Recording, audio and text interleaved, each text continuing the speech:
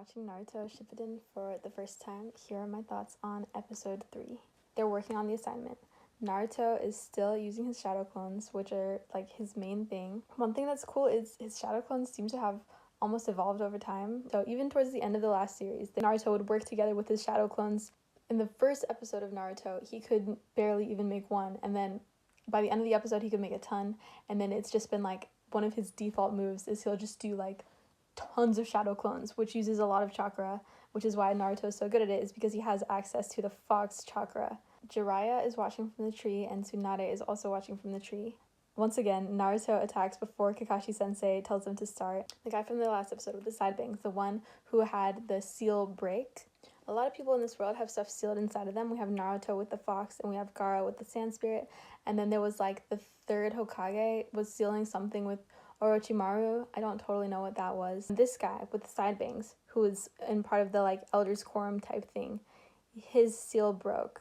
Then we have this group of 3 people, the guy with the mouth in his hand, and then we got the guy with the side bangs, and then there's the third guy. And I think they're going to be the bad guys this season. Back to the assignment, Sakura realizes that Kakashi's right underneath her, which is so good because that's how Kakashi got Sasuke in the first assignment that they did. And everybody's really hyping up Sakura. They're talking about how she has a ton of strength and how she's causing earthquakes and how she has like a ton of chakra control. And they're all just saying that she's the new Tsunade. They just keep on hammering in that it's the new Tsunade and that it's like this replaying of history. And Tsunade just became Hokage. So I really think that even though Naruto wants to be Hokage, if they're gonna keep milking the whole history repeating itself thing, I think that they're trying to say that Sakura is gonna end up being Hokage. He thinks that the way to be accepted and respected in this village is to become Hokage.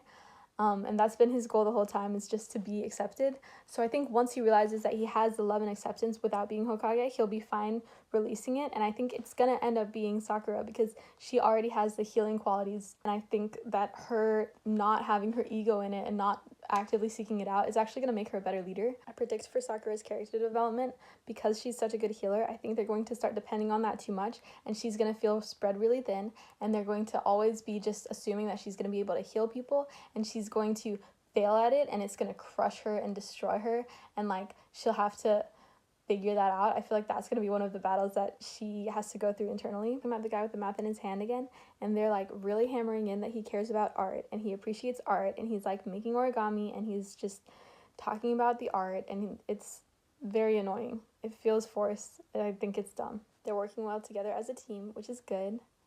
He's going over to see Gaara right now. He says true art is an explosion, which is wrong and stupid.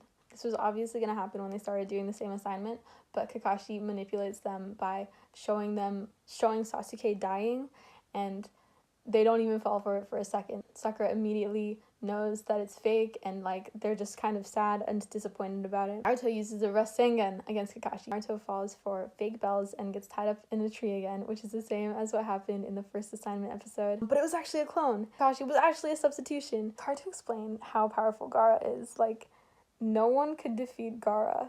They had to invent new bad guys to try to defeat him and give the bad guys completely illogical powers. And it was pretty irritating to me that they just like make people more powerful than Gaara. Like, he's so powerful. So anytime they try to destroy him, it's like, okay, I don't totally buy that. And that's the end of episode 3.